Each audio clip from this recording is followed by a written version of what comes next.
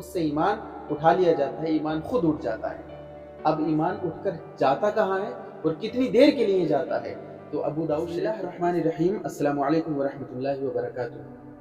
سوچئے کہ ہم ایک ایسے جنگل میں ہیں کہ جہاں پر چاروں طرف موت ہی موت ہے، اور اس جنگل کے بعد ایک ایسی دنیا شروع ہوتی ہے کہ جہاں پر ہزاروں نعمتیں اور ہزاروں آرام ہیں۔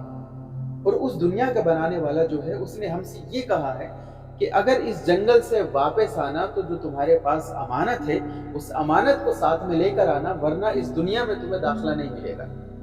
تو سوچئے کیا ہم اپنے پاس سے اس امانت کو دور کریں گے؟ تھوڑی دیر کے لیے صحیح، بالکل دور نہیں کریں گے، کیونکہ ممکن ہے کہ کوئی چور اچکا اس امانت کو چرا کر بھاگ جائے اور پھر ہمیں اس دنیا میں داخلہ نہ ملے۔ اسی طرح سے جو وہ امانت ہے ایمان کی۔ ایمان ہی وہ واحد وجہ ہے کہ جس کی وجہ سے قیامت کے دن جنت اور دوزخ کا فیصلہ ہوگا۔ ایمان ہی کی وجہ سے اللہ رب العزت اور اس کے پیارے حبیب صلی اللہ علیہ وسلم کا دیدار ہوگا۔ ایمان ہی وہ واحد وجہ ہے کہ جس کی وجہ سے اللہ کے نبی صلی اللہ علیہ وسلم حوض کوثر پر ہمیں آب کوثر پلائیں گے۔ اور سوچئے کہ وہ ایمان ہی ہمارے پاس نہ ہو تو ہمارا کیا بنے گا؟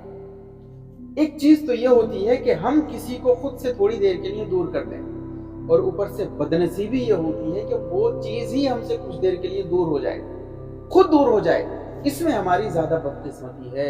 اللہ کے نبی صلی اللہ علیہ وسلم ارشاد فرماتے ہیں، مسلم شریف کی حدیث پاک ہے، حضرت ابو ہریرہ اس کے راوی ہیں کہ لا یزنی الزانی حین یزنی وہو مؤمن ولا یسرق حین یسرق وہو مؤمن ولا یشرب الخمر حین یشرب وہو مؤمن، کہ کوئی بھی بندہ جب زنا کرتا ہے تو وہ مومن نہیں رہتا ہے، اور کوئی بھی شخص جب چوری کرتا ہے تو چوری کرتے وقت وہ مومن نہیں رہتا ہے، اور کوئی بھی بندہ جب شراب پیتا ہے تو شراب پیتے وقت وہ مومن نہیں رہتا ہے۔ اس سے ایمان اٹھا لیا جاتا ہے، ایمان خود اٹھ جاتا ہے۔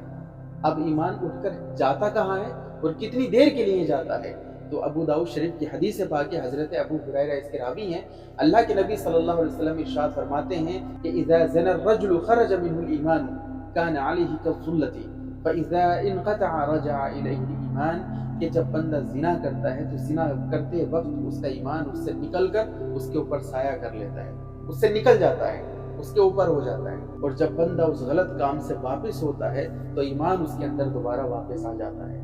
لیکن ایمان جب جاتا ہے تو ناراض ہو کے جاتا ہے، وہ کمزور ہوتا ہے اس وقت، اور جب واپس آئے گا تو وہ کمزور ہو کے ہی واپس آئے گا۔ اور پہلے کی طرح ایمان مضبوط کیسے ہوگا؟ کب ہوگا؟